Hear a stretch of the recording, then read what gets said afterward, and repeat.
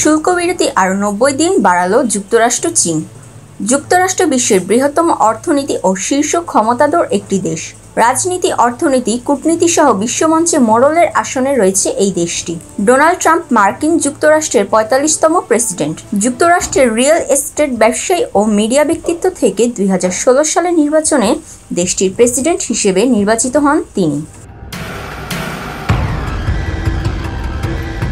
মার্কিন president Donald Trump নিজেকে শান্তিকামী president হিসেবে আখ্যা দেন। তার দাবি, মার্কিন প্রশাসন বিশ্বজুড়ে নানা সংঘাত নিরসনে ভূমিকা রেখেছে। উদাহরণ হিসেবে Bharat, Pakistan, Thailand, Cambodia, Israel, Iran এবং রাশিয়া ইউক্রেনের শান্তি প্রক্রিয়ার কথা বলা যায়। মার্কিন শুল্ক ইউএস ট্যারিফস হল যুক্তরাষ্ট্রের সরকার কর্তৃক আমদানি করা পণ্যের উপর আরোপিত কর, যা দেশের অর্থনৈতিক নীতিমালা, অভ্যন্তরীণ শিল্প সুরক্ষা ও আন্তর্জাতিক বাণিজ্য ভারসাম্য রক্ষার জন্য প্রয়োগ করা হয়। বিভিন্ন দেশ থেকে আসা পণ্যের উপর এই শুল্কের হার পরিবর্তিত হয় বৈদেশিক নীতির উপর নির্ভর করে।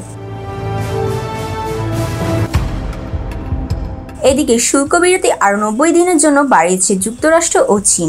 এর ফলে আগামী ১০ নভেম্বর পর্যন্ত এই শুল্ক বিরতি বহাল থাকবে। উভয় পক্ষের পণ্যে বড় অঙ্কের শুল্ক কার্যকরের কয়েক ঘন্টা আগেই নতুন এই সময়সীমার ঘোষণা দেওয়া হয়। বিশ্বের বৃহত্তম অর্থনীতির দেশ দুটি সোমবার এক যৌথ বিবৃতিতে জানায়, এ বছরের শুরুর দিকে ঘোষিত অতিরিক্ত শুল্ক আরোপের সিদ্ধান্ত আর ৩ মাসের জন্য স্থগিত থাকবে।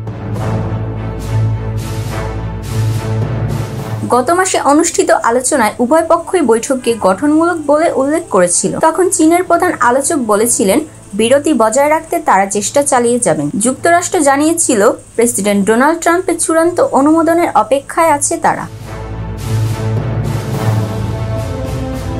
সোমবার একটি নির্বাহী আদেশে শুল্ক বিরতির মেয়াদ বাড়ান। এর ফলে যুক্তরাষ্ট্রে চীনা পণ্যে ১৪৫% শুল্ক কার্যকর পরিকল্পনা স্থগিত রাখবে এবং চীন ও মার্কিন পণ্যে ১২৫% শুল্ক আরোপের বিরতি বজায় রাখবে। চুক্তি অনুযায়ী যুক্তরাষ্ট্র চীনা পণ্যে বর্তমান ৩০% শুল্ক এবং চীন মার্কিন পণ্যে ১০% শুল্ক বহাল রাখবে। হোয়াইট হাউস জানিয়েছে, এই বাড়তি সময় বাণিজ্য ঘাটতি কমানো, অন্যায্য বাণিজ্য নীতি মোকাবিলা এবং মার্কিন রপ্তানিকারকদের জন্য চীনা বাজারে প্রবেশাধিকারের মতো বিষয় নিয়ে আলোচনার সুযোগ দেবে।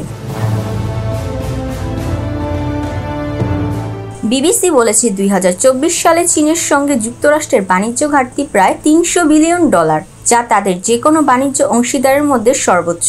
আলোচনায় জাতীয় নিরাপত্তা, অর্থনৈতিক বিষয়, চীনের বিরল খনিজ রপ্তানি, রাশিয়ান তেল ক্রয় এবং উন্নত প্রযুক্তি বিশেষত চিপ বিক্রিতে মার্কিন নিষেধাজ্ঞা নিয়েও কথা হবে। প্রতিবেদনে ছিলেন মিতু রুকাইয়া, কণ্ঠে আছি মুনিয়া ইসলাম, ওয়ার্ল্ড ভিউজ।